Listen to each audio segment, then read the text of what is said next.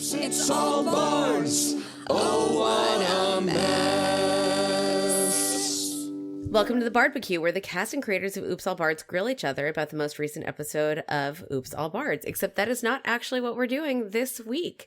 Just to recap, if you have not caught the last couple of barbecues, we are doing things a little bit asynchronously. So we recorded all of season 1 of Oops All Bards. We finished by January of 2024. Maybe it was December 2023. And we had barbecues recorded up through episode 8, and then I went and had a baby. And when I came back from having a baby, we realized that it was a little late to try to record any additional barbecue episodes. We do have a barbecue for episode 12 for our finale. We recorded it immediately after recording our finale episode. But for episodes 9, 10, and 11, we needed to be a little bit more creative. So episode 9, you caught our conversation with Ross Curry and Ashley Banks. Episode 10, you got a kind of behind-the-table conversation that we had about some classic D&D tropes. And our barbecue for episode 11, we are going to be talking with Eddie Delaney. Or Eddie, do you prefer Eddie or Edward? I know you as Eddie. What do you go by professionally? Eddie is usually what I default to. It's a whole thing. I'm okay. Edward John Delaney the Fourth. You sure are. Yeah, and it depends on what house I'm in at this point. At my grandparents' house, it's little Eddie. At home, it's Eddie, and my dad becomes Ed, and it's a whole thing. Okay, well, while you're on mic then, Eddie, why don't you introduce yourself? Yeah, okay. Well, already introducing a lot more about myself. I'm Eddie. I've been given credit for naming Oops All Bards, which a badge I will wear proudly. I've been designing games, I guess, in technically a professional sense for the last 13 and a half years. We're including the day job there, and been playing games my entire life. And that's where I'm at. Awesome. So, listeners, Eddie is part of the home game that you've heard me and Ross talk about quite a bit, and a good friend of mine. And Eddie is also not just the person who came up with the name Oops All Bards, but he has done all of the design for Oops All Bards, our beautiful logo, our character illustrations. So we'll talk about that in just a minute. But before we get to that, Eddie, I'd love for you to just talk about how you got into tabletop role-playing games. Ooh, so games in general, as long as I can remember, we've been my family was a board game house. There was always Monopoly, always Risk. My grandparents had a very old copy of Trouble around the house. It was like vintage Monopoly, vintage Trouble at their house all the time. And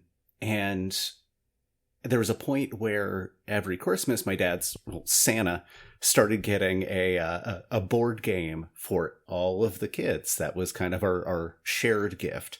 And I still have some of them. But so games have always been a part of the background of my life, and tabletop stuff, Magic the Gathering, and D&D, things like that all kind of came in at the same time. In high school, I am the child of a parent who leaned heavily into the satanic panic, don't do these things. Go do Boy Scouts. And I did Boy Scouts, and that's exactly where I picked those things up. Order of the Arrow retreats. You're hanging out in a lodge. What are you doing? Tossing your bags in the tent and hanging out in the mess hall, playing D&D till 3 a.m. Love it. Yeah. I love it. So it didn't work out exactly the way your mom thought. No. And she was, there was a moment when I had to reveal that to her, and I think I broke her a little. As the producer, I have to jump in here real quick, and I need to. This is Nate, by the way. People, you know this, but I got to ask: of the shared Santa gift board games, favorite one? The one that stands out that I think we as a family had the most fun with is one called Wise or Otherwise. Oh, I don't know that one. And I've heard, I've only seen it outside of my familial house. Once in a board game cafe, just sitting there. I'm like, I thought that was something I imagined as a child.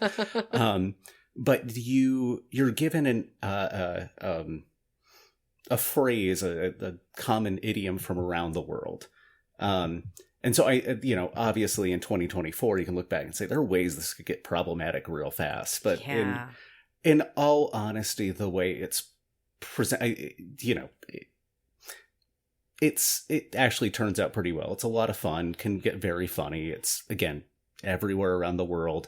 You're given the first half of a phrase and the country of origin, and everyone has to fill in what they think the back half of the phrase is. They hand it in. And it's real fun when the age range is 4 to whatever my parents were at the time. Lots of family fun with that one. Runner up is a game called Shogun, I think, which is one my dad and I played. But that one I won't go into. But games that I've never seen anywhere else, but were a part of the Delaney household. Awesome. That's awesome. So on the topic of games that have never been played anywhere else, Eddie, you are a game designer. In addition to doing the graphic design for Oops All Bards, you design games. Yes. Can you talk a little bit about some of the games that you've put out into the world? Oh, wow. Broad question, because I work with game design for my day job. I won't mention the company, but I work for an ed tech company and have for over 13 years now, that produces a bunch of games and ebooks for kids ages 2 through 8, but we're kind of expanding there. And so in that level, I've been designing a bunch of mini games that are very simple, easily reskinnable, with a focus on education for young kids. On the other side of that, for, I want to say the past 10 years, I started working with a friend, Chris Sweetapple, to help him design Drunkards and Flagons, a very simple drinking game, role-playing game super system. Fun. Thank you. I need to put it out there for free for the people, but it's a later discussion after I talk to Chris about it. It's been long enough, but we started working on that together, me providing mostly graphics and a very willing test audience. Then we worked on a game called Big Red Button, which started out as you're playing different countries during the Cold War, and you have different values, and everything's represented by a D20, and evolved into this board game with fictional alternate universe 1960s-esque countries, which was a lot of fun to come up with. I wound up doing a lot of the flavor work, which is kind of goes into my history later on and why I think I kind of fizzled on it, because mechanics, that's not fun. Let's do the art thing. But from there, things changed with the nature of the business, and the interest waned, and eventually I was kind of a one-man show at Strange But True Games, and it was a lot of me cranking out expansions and little characters and things for Drunkards and Flagons just to keep the brand name out there, and me creating and releasing PDFs of almost entirely untested games and what have you. But it was more about, if I'm having fun making it, why stop? And once it stopped feeling more like a job, I stopped. Yeah, I mean, I can tell you that as somebody who's played Drunkards and Flagons, it is so fun. So you ran a campaign where we all played sentient foods. Mm-hmm. And the name that I will remember of the sessions that we had, I will be burned into my memory forever because it was just so good, was Midnight in the Olive Garden of Good and Evil. When you're I know that I had to come up with a lot of place names and character names and that sort of thing for Oops All Bards. Where do you take inspiration from when you're going through that creative process? Oh gosh. Anything and everything. Sometimes it is bad wordplay that comes to mind. Sometimes it's like, oh, I remember the German word for this. Let's take that and then add umlauts to an English word that's slightly misspelled. I don't know. I've got another massive world building project that I've been working on, and it's mostly just for me. And there's a lot of place names that I have to come up with, and sometimes it's like, it sounds good in my head. Let's write it down. Let's just toss these letters down on the page and figure out how it's actually pronounced later. That's the big binder that you carry around, right? Yeah. That's Eildenhart. Yes. An almost 275-page monstrosity of a personal project. Yeah, so Eddie came into our home game one day and was like, so my family basically just dared me to come up with a game. So it's a you have to build the world, but it's also like an entirely new gaming system, right? Well, so the world started before that. Okay. But it was kind of more of an exercise where I'm like, I've got so much, as creatives, as we do, you try to fall asleep and suddenly, all of the ideas are out there right now. And I can't fall asleep, but if I get up and write these things down, then I'm not going to be able to fall asleep more. Mm-hmm. So it kind of started off as, well, let me just burn off creative energy, set this up as, well, if I'm going to do little modules for a role-playing game, let me create a setting. Here are some NPCs. Here are some problems that might occur here. And it got to a point where I'm like, I've named a lot of places and continents. Maybe I should, I don't know, start kind of keeping things consolidated in a Google Doc. And that turned into, well, maybe I should make some maps to, what I have now, where it is turning into, well, now I've got a separate binder of short story ideas and half-baked one-shots for a bunch of different systems. So it's just the sprawling creative process at its best and worst, sitting in two binders. The Bard BQ heads back to the grill right after a quick ad break. So let's actually talk about something that is near and dear to all three of our hearts, which is ADHD. Woo! Yeah. I completely understand you with that. The idea of I have so many different ideas that live in so many different places, and will I do something with them? I don't know. Maybe someday. Maybe I'll get back to it. And sometimes it's something that I thought about 5 years ago. Now I'm ready to really focus on. When you are working on something that is going to be public facing versus when you are working on something for your own personal edification, how does the way that you come to it from that ADHD perspective change? Edification. I like it. If I ever decide to start a political podcast, and I never will, I have a name, but I'm going to park on that URL. Okay. That is stalling, because that is such a good question. So my public-facing work now is all stuff I do with my day job, which means I kind of have to focus on it. So it is a lot of using the few strategies I have to kind of aim the hyper-focus, as it were, in a particular direction that needs to be taken care of. And fortunately, my job has a lot of those, where it's a lot of small, little nitpicky things that are all important, where I'm like, okay, this is nice. This will be good for my brain for 2 hours. Mm-hmm. But when it's something that there's a lot of stuff that I do just for me, like the Eildenhart thing that I mentioned, and that has been almost entirely for me, and that's kind of when I feel like working on it, and that's a lot of the time, which has been kind of nice and different and weird. But anything else, Jill, you said it right. It's it's more about I'm ready to work on this. Mm-hmm. I've got so many things I started. I used to have this system of got to work on it on a Google Doc, print it out, make notes, keep the notes, enter everything in, print out a new copy, and so each game is its own historical binder, because I may want to look back and I never did, and one move just pulled everything out of the binders and got rid of it. But there's so many things I've worked on and jumped back and forth on, and it's more about if I reach a point where I'm not having fun working on it, then I don't think the end result is going to be something that people are going to have fun playing. And so if I'm enjoying making it, then it's worthwhile.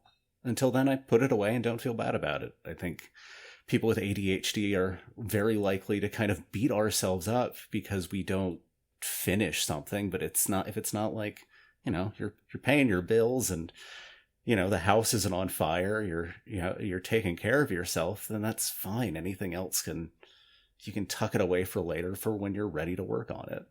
You pay bills? You need the the auto pay does, and yes. You do not want to see the pile of unopened mail sitting on my dining table right now. I laugh because of little piles everywhere. I don't. Yes, little piles of everything.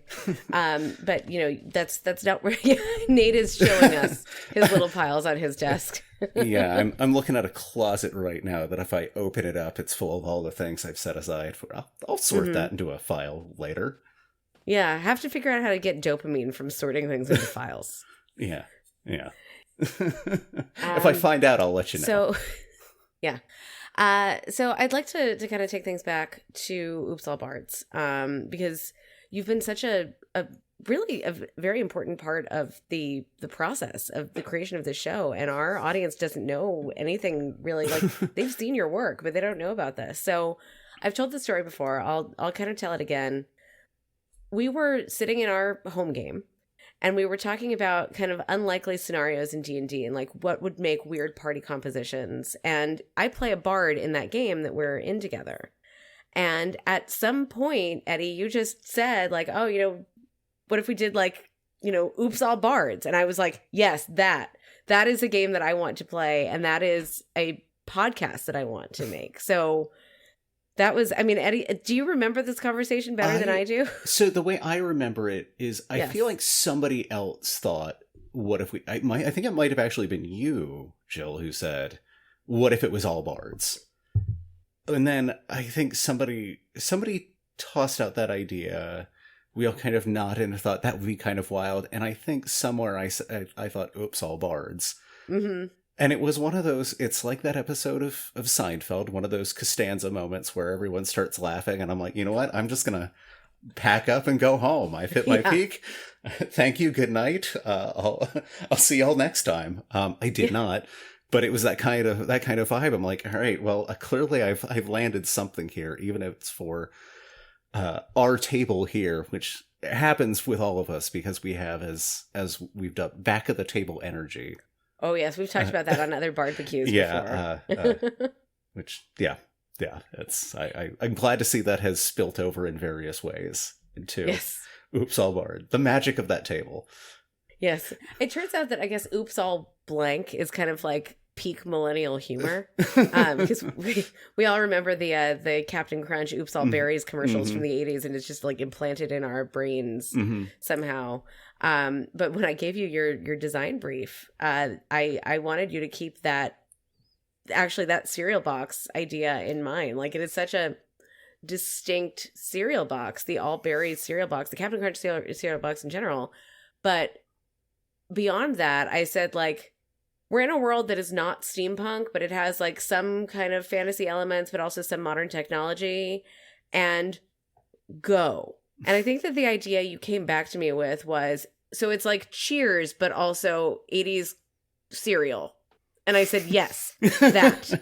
So I'd love to know, Eddie, like, what got you to that point, and then like the process that you went through in coming up with some of the design for Oops All Bards. I don't know. I just love Cheers, man. It's one of my favorite shows. So that logo is always top of mind. And sometimes you want to go where everybody knows your name. I feel like it's a theme of a good D&D table. So for some reason that was just kind of there. And I don't know, that logo that was 70s, 80s vintage bar chic. I don't know, basic word association, bard. I don't know. There's, again, the musical connotation of Cheers. It just felt right somehow. Not quite typical steampunk modern fantasy elements. Nothing with castles, nothing super serif, but something just swirly enough. Yeah, and I think you sent me a couple of concepts, and I said, I don't want to do like standard D&D red and black, because the first one that you sent me was red and black. And then it was like, cool, we'll just go with the colors from the cereal box, basically. Yeah. And that's what we did. So then we had this beautiful logo, and then it was time to start building out the characters. So what I did was we did our first recording of, actually, I'm not even sure. I don't think it was our actual recording. I think it was our session 0, where I sent you notes and I said, this is how all of the characters, all of the cast have described themselves. Knock yourself out. What was your creative process like after that point? So it was, I mean, for a lot of them, it was pretty simple. Some of them needed a little clarification to get things just right, but it just made sense to do like, okay, let's go Hanna-Barbera Saturday morning cartoon. I'm of the millennial sweet spot where I remember Cartoon Network being, there was that shift where the WB was the dumping ground for old Hanna-Barbera WB owned cartoons, and then they shipped whatever Cartoon Network was before it became that, and it just became all the old vintage cartoons. So all the stuff that was made from one or two companies, a lot of it becoming cereals, all other products itself. That is kind of the vibe that I wanted to really aim for. And it was a really collaborative process too. I'd sent you the initial descriptions from everybody, and then you sent drafts, and I was in love with everything right away. I was like, yes, let's do this, except that I also wanted to make sure that the cast was happy with how they were represented. And I know that, like, for instance, we went back and forth quite a bit on Belle. Yeah. Your original concept art for Belle and what we wound up being with, I think that's probably the biggest difference from start to finish.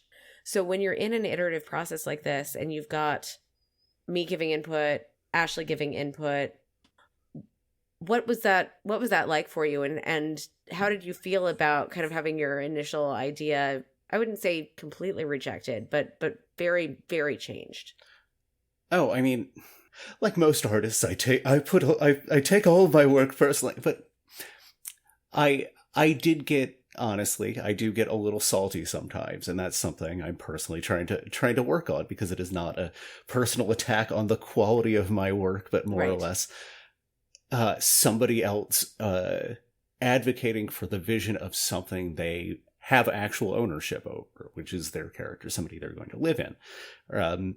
So in that regard, once I kept that in mind, it's kind of like, no, I need to make sure these people,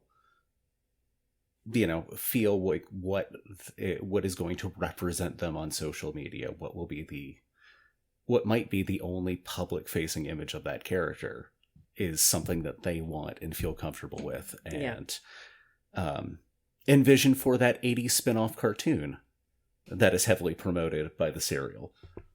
Right. I think that we're all really happy with what we wound up with. And we're gonna have a lot of fun when we get to season 2, because season 2 is gonna have a very different feel to it, which I'm not gonna spoil anything right now, but we're gonna have, it's gonna be very different, and I think that we'll still be able to be exist in that kind of Hanna-Barbera style universe, because it will work, but we might be shifting a little bit more toward like Scooby-Doo than Flintstones or Jetsons. Yeah, from what you've told me, I've got I've got a couple ideas for a couple influences, but I don't want to reveal those lest we venture into spoilers. Oh no spoilers. I think, although when we get to the episode 12 barbecue, I think I might actually have spoiled what is coming. But basically, this is, I think.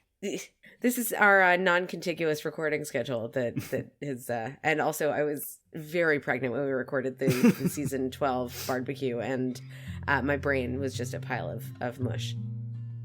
The barbecue continues right after these messages.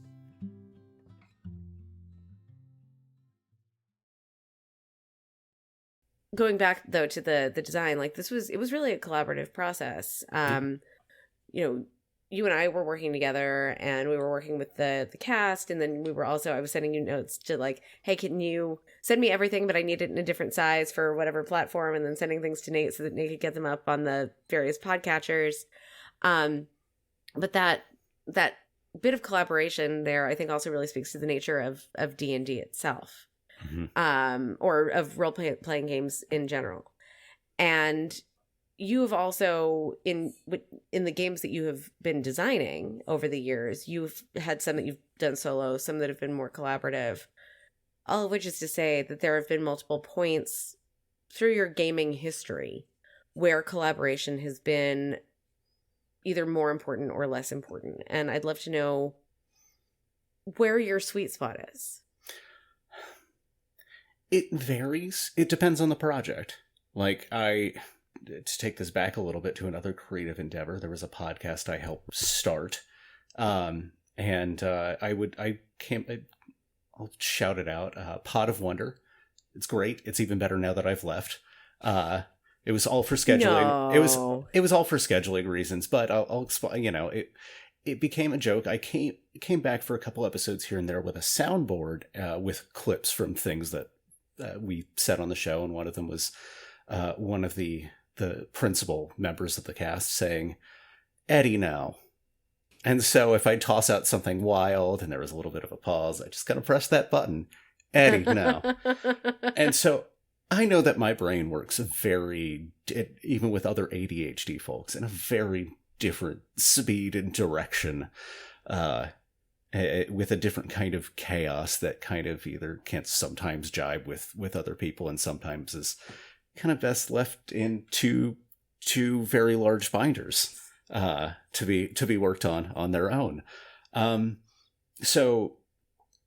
that was kind of something I came to when I was working primarily alone with the Strange But True game stuff. Like, it was great just kind of being able to wildly pump stuff out, but without having other people to kind of check and edit and say, well, let's kind of take this back, let's play test this, let's actually see what other humans say about this before you export it as a PDF and upload it to a Squarespace site.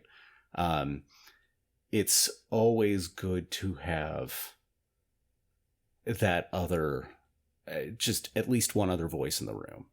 To take it back to something that's come out recently, I'm going to go full ADHD here. Go for it. Some of the, some movies I love, it's all about the editors behind them, like the original Star Wars. That first edit was an absolute mess, and it took his wife at the time to say, "George, honey, please, you go sit down. I'm going to make an actual movie out of this." And very recently with Furiosa, George Miller had his wife as the editor, who's a documentarian, and she doesn't like to be bored by things. And she was also somebody who'd say, "No, George, we're not." Funny, it's always men named George who need their wife. Yeah, who need their wives to step in. I'm noticing. I can think of another George who really could use a wife as an editor. George R.R. Martin. Oh, yeah. George, you're going to finish that book. It doesn't have to be a wife, but does need an editor. Yeah. They need wife energy. Yes. Say in the most tropey sense. But still, yeah, it's just, you need somebody in the room, regardless of who they are in relation to you, to tell you no. And that's okay to hear no sometimes. It's as a creative who gets a little salty when somebody says no, change it. I'm trying to work on it. But every creative needs voice telling them no, and it's nice to have. I totally agree, and I think for me that's one of the things that's been really fun about Oops All Bards, because as you know, as our listeners know, Oops All Bards it's a homebrewed campaign. Like it exists within the four walls of D&D 5th edition, but the world is homebrewed. The characters, a lot of the characters are still playing within the mechanics of 5e, the species, the class, but with a lot of homebrewed elements of the characters, and then the world is homebrewed. The adventure itself is homebrewed. And I didn't have an editor to dial back and say, Jill, no. But what I did have was a cast of 6 bards total, 5 bards at any given time, who, if they didn't like the direction that I was trying to take things in, would take things in a completely different direction, which I think is really the beauty of something like a TTRPG. Are there any moments in your gaming career that you can think of where you've had one of those kind of, either as a DM, that like the surprise and delight, or the absolute chaos and fear of, oops, my players have decided to go in another direction, or any moments where as a player you've been able to kind of take things there and really had a lot of fun with it? I'll start from the DM perspective. I don't have much traditional. It's always, if anytime I've done like a regular game, it's always been like a one shot. I have no experience with a full campaign. I've mostly DM'd drunkards games, and so that is all chaos. I come with an outline, and 9 times out of 10, it's going to be, all right, well, suddenly we're in this volcano that I have nothing written for. Okay. Sure, there are lava people, and one of them looks like a rabbit with a machine gun, and he talks like Sylvester Stallone. Cool. We're going to run with that for 30 minutes, because that's what everyone wants. Like, there was one time I was staying with a friend, and he decided, okay, I'm going to have some friends over tonight. Is it cool if we play drunkards?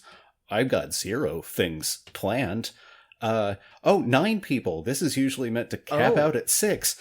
Cool. We're going to do a split party game. I'm going to be standing the entire time and gesturing like I'm conducting an orchestra of drunks in this living room. And the host has passed out because we're in Louisiana and hit one of those drive-through daiquiri places beforehand. Oh, no. Neat.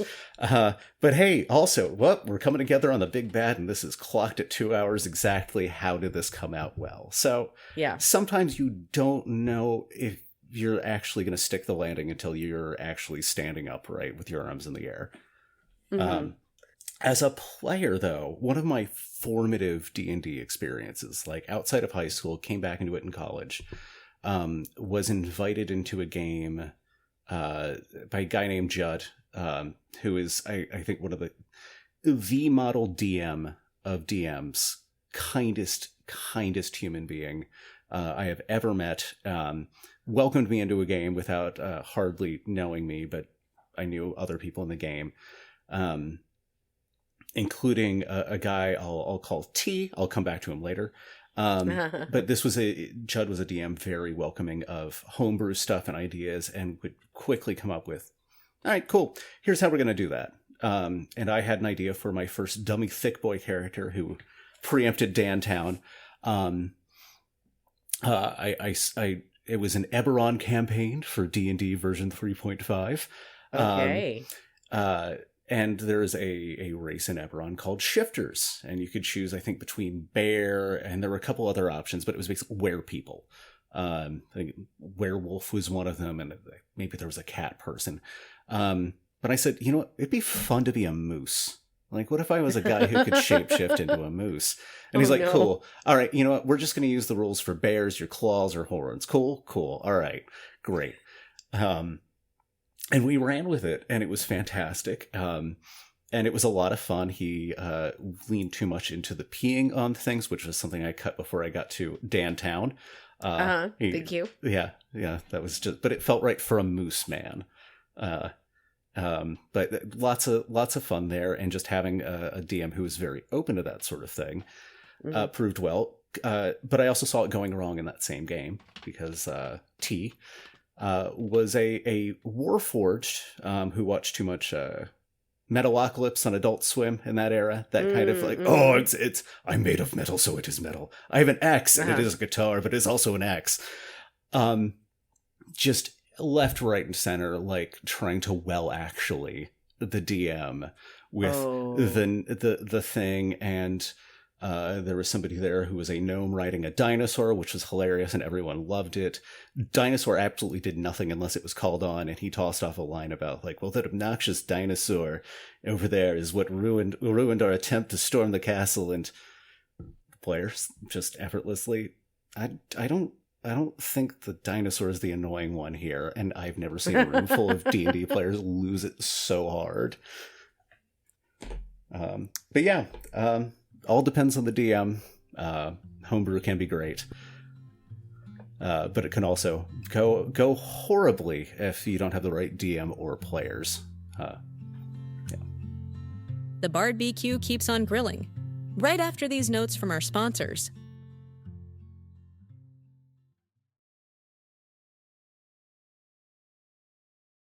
It's hard to tell sometimes when you do or do not have the right players, because sometimes you might be the best friends in the world and might not be good at being at the table together. Mm-hmm. And other times you might be relative strangers and wind up being very, very good at the table together. Our home game has a little bit of both. We've got, like, you know, you and I have known each other for a long time, other people at the table, but, you know, there's somebody who came into our game later on who you did not know as well. And now the two of you are those two big beefy boys who drive that back of the table energy so much. Big beefy boys in character, not necessarily in real life. But have you had other moments where, like, genuine connections have been forged through the table for you? I think, you know, there's a group of people I started playing with when I moved to Philly. And somebody I had not met in person, but I met through old Facebook and AOL Instant Messenger in college, back when you had to be a college kid to have a Facebook account to really date it. And it was one of those, like, I think, you know, one of the two of us was just kind of clicking around. Who's into D&D? I'm kind of drunk in my dorm room. Let's see if I can talk about nerd stuff with. And we, you know, talked on and off, kept in touch over Facebook. And he moved up to Philly from Richmond, and at one point was like, "Hey, I'm joining I'm putting together a D&D game with some cool folks. I know you're into D&D. Do you want to play?" And very quickly, things with that group, like, things kind of gelled, and you know, it was one of those things. I think everyone had that kind of tired end of a Wednesday, like, back of table energy. Mm-hmm. All that group took smoke breaks, and was, I think, somehow it turned into, as a joke, I didn't have work the next day and I brought a box of wine, and very quickly boxes of wine just started appearing at concurrent games. Uh-huh.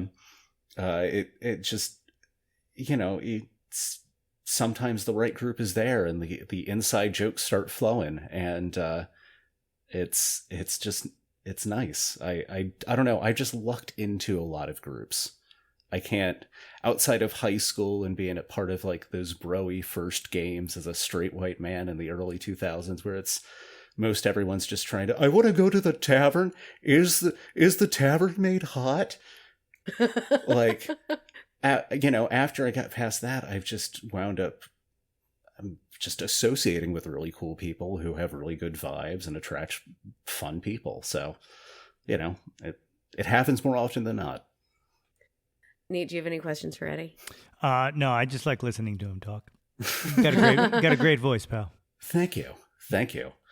It has been used as an AI voice now for work.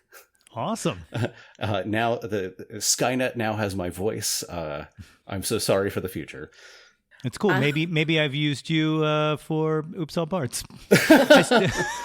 Depends on what Descript is selling people's voices for these days. We'll see.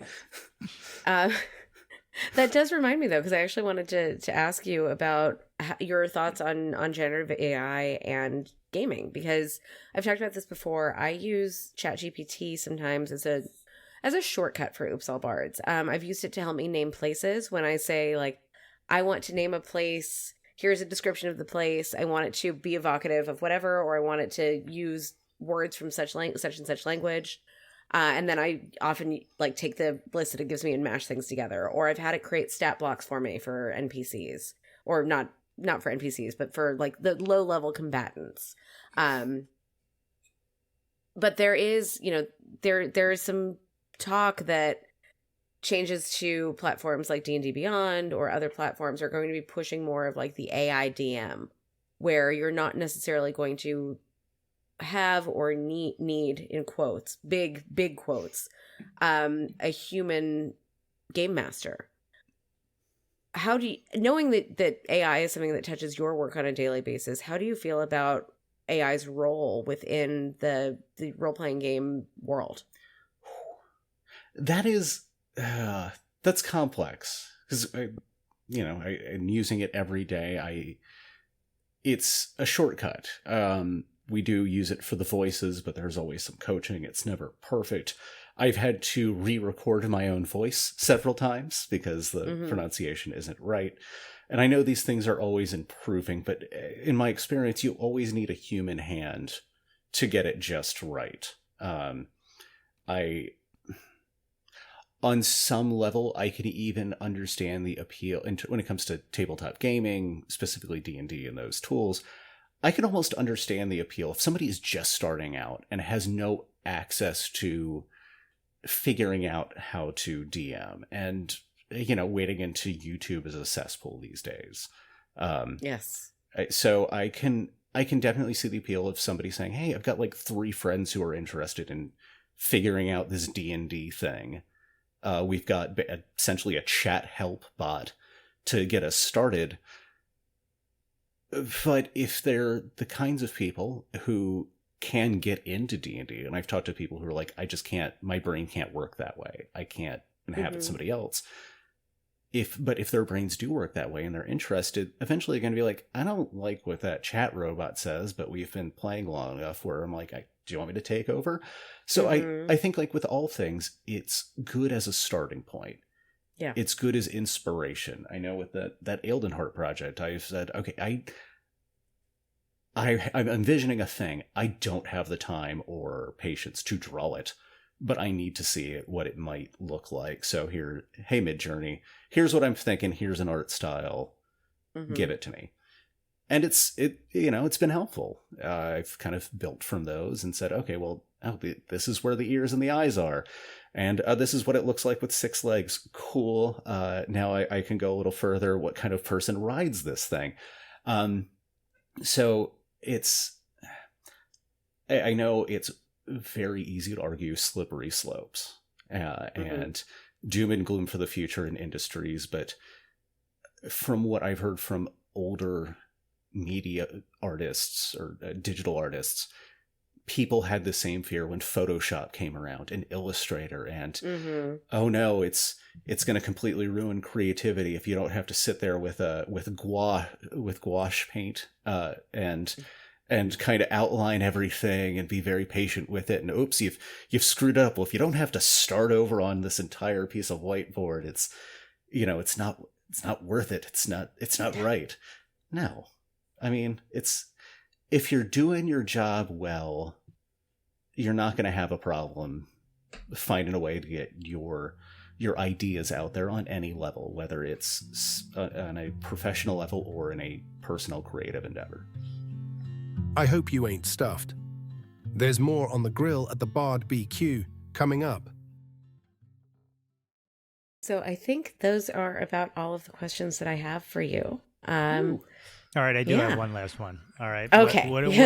We'll do 2 things. I had already said the Santa pick, but let's go favorite game all time, and then what you are currently into now that someone might not know about. Ooh, current game. I don't know. I've been falling back into Magic the Gathering lately. It's just a classic for a reason. It's been part of my gaming since high school, and honestly, like the idea, just kind of sorting through all my cards since then. It's been fun to see how something changes over 3 decades visually and aesthetically, and with the technology that was available to make these cards, and so that inspired an idea for a game I had where the whole premise is you have a pre-made deck, but aesthetically it looks like you pulled from 30 years of the same game. And there'd be no booster packs. It's just, here's like 400 cards that you bought at a garage sale. Somebody put together a tarot deck a few years ago. I saw a Kickstarter for it where like each individual tarot card was in a different style. It was meant to look like it had come from like years of collecting and trading, and oops, I've lost my, I lost my death card, and so I'm replacing it from another deck, sort of thing. Yeah, that kind of and that kind of idea is kind of like one of the things I'm appreciating now about that game. But that's it right now. Although I did play What Did You Meme for the first time in a while, and oh, that's fun. Yeah, with some people who had a small child with them, and we had the naughty cards in the deck because it was a board game cafe. Their child was glued to the iPad though, so we were fine. Okay. But it was a lot of like, they were leaning into it. I'm like, should I be saying these words around a child? But as for something I'm into that people might not know about, we're talking games or just anything in general? Yeah, I'll take anything in general. Ooh, I don't know. I've just been kind of doing deep dives on like different film series, just different, like, let me shoot straight through a thing. Like I just finished all the Riddick movies today. Not good on any level. Pitch Black, fun indie movie, and if you want to stop there you can, but just there's something weird and visually interesting happening in each frame of those, and I don't know, just turn your brain off and pretend you're watching FX hungover and it's 2008. It's awesome. I love it. So I do have one last question for you, Eddie. Yes. If you could take any feat from D&D and use it in real life, what would you take?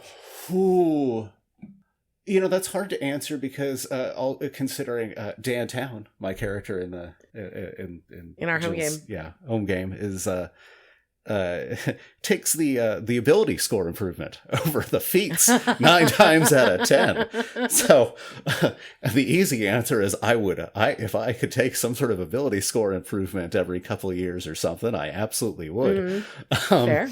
In a very numeric sense. I don't know. It does speak to Downtown, but also speaks to a drow character I kept building and rebuilding back in high school. Or just the idea of 2-weapon fighting, just being ambidextrous in general, feels so useful. I got the shaky hands as it is with both hands, but if I could just use both hands really well, I'd be okay. Just improve my life just 5%. When I was a small child, I was very much ambidextrous, but my parents couldn't teach me how to do anything left-handed, so they forced me to use my right for everything. Oh, wow. And kind of beat that out of not beat it. Were your parents nuns? No, but here's the rub. Then my little sister's born left-handed. Oh, of course. Didn't force her to change it. But guess what? They're both dead now. So who wins? No, all right. Calm down. I can make that joke. I know you. I know you.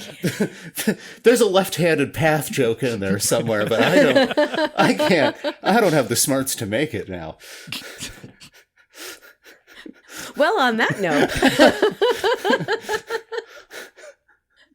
Eddie Delaney, thank you so much for joining us. Oh, it's been a pleasure and an honor to speak to you both here tonight. It's been a joy.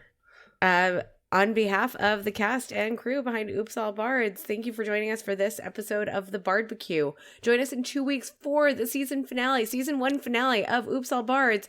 Oh my God, we've finally made it. Woo. And then 2 weeks after that, we will have a real barbecue talking about that season 1 finale, and then we're going to go on a little bit of a break. We might drop some special content, and then we're going to have season 2, I don't know, sometime in 2025. Thanks again for joining us, and we'll see you real soon. Oops All Bards is created, GM'd, and directed by Jillian Ashley Blair Ivy. This episode was produced, edited, and sound designed by Nate Runkle. Oops All Bards stars Ashley Banks as Belle Sternamiel, Ann Coleman as Clarice Sauercloud, Ross Curry as Andra Carohold, Tage Sinha Das as Cretaceous Thunderthigh, and Bob Killian as Colonian Stumps. The Oops All Bards theme song is by Bob Killian, with additional lyrics by Jillian Ashley Blair Ivy. Oops All Bards is executive produced by The Porch Room. We are part of the Porch Room Network on Spreaker Prime. For more information, visit oopsallbards.com. Thanks, and be sure to rate, review, and subscribe to Oops All Bards on Spotify, Apple Podcasts, or your podcatcher of choice. And follow us on Instagram and YouTube at Oops All Bards. We'll see you next time. Oops All Bards. Oh, what a mess. quality podcast from the porch room.